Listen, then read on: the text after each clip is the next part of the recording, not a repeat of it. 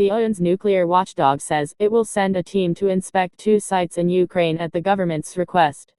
International Atomic Energy Agency IAEA inspectors will examine the sites for signs of undeclared nuclear activities, officials said.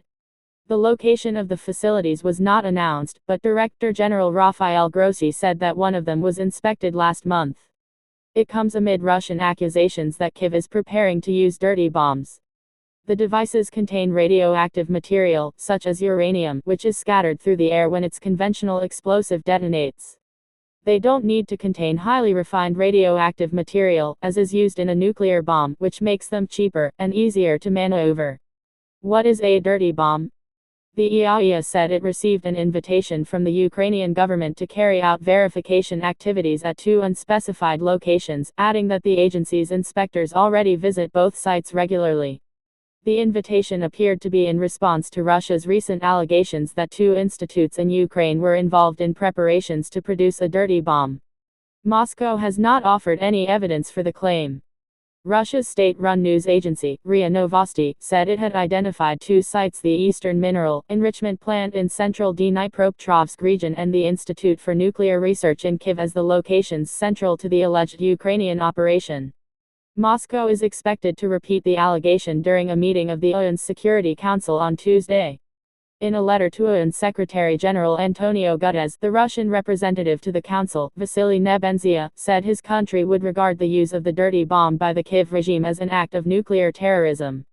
Our Ministry of Defense has also received information that this provocation can be carried out with the support of Western countries, Mr. Nebenzia wrote in his letter.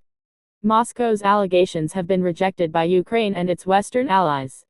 In a joint statement on Monday, the US, UK and French foreign ministers condemned the claims as transparently false, and said the world would see through any attempt to use this allegation as a pretext for escalation.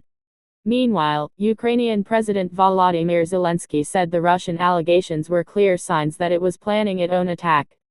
Speaking from Kyiv during his nightly address on Monday, Mr. Zelensky said if Russia calls and says that Ukraine is allegedly preparing something, it means one thing: Russia has already prepared all this. Western intelligence officials have been keen to stress that there is no indication that Russia is preparing to use so-called dirty bombs or other nuclear devices. The Russian claims come as Ukrainian forces continue to gain ground in the southern Kherson region. Kyiv's forces launched a counter-attack in the region in August, and its forces have slowly moved towards the regional capital of Kherson City. In recent days, Moscow-installed officials have fled the city, and urged civilians to evacuate over the Dnieper River into Russian-controlled territory.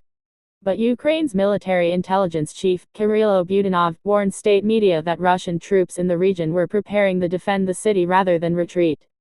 They are creating the illusion that all is lost. Yet at the same time, they are moving new military units in and preparing to defend the streets of Kherson, Mr. Budanov said. Regional authorities have said that some men who chose to remain behind in the city would have the option of joining local militias to defend it, raising fears that Moscow could force men into military formations. Such actions would constitute war crimes under the Geneva Convention. Kherson is the only major Ukrainian city that Russian forces have managed to capture during its invasion, and its only major foothold west of the river Dnieper.